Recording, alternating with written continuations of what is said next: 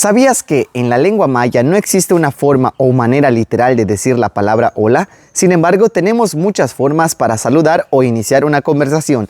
Aquí te tengo algunos ejemplos. Ejemplo 1. Si ves a un amigo por la calle cuando estás caminando y está realizando alguna actividad, le puedes decir ya wow bim, que significa falta mucho, ya wow bim, y la respuesta pudiese ser mayabi, que significa no mucho, y así pueden iniciar una conversación.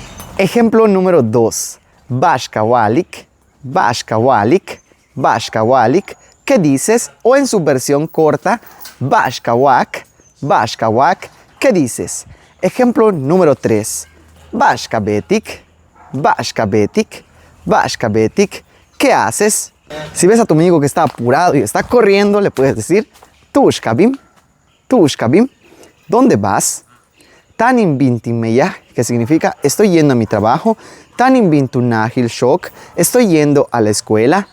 Esos pudiesen ser algunas respuestas. Ahora bien, si queremos saber cómo está una persona, tenemos 3 formas de pedirlo o de preguntarlo. En este caso, Bish Abel,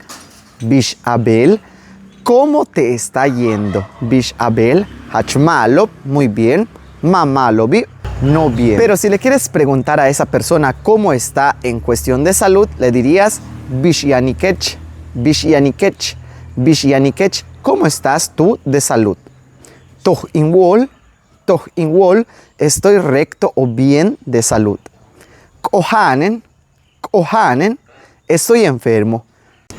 Finalmente, si le quieres preguntar a esa persona cómo está emocionalmente, le dirías Bish awanil,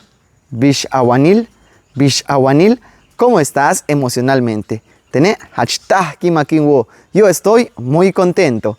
Malo, cananta. Bueno, cuídate.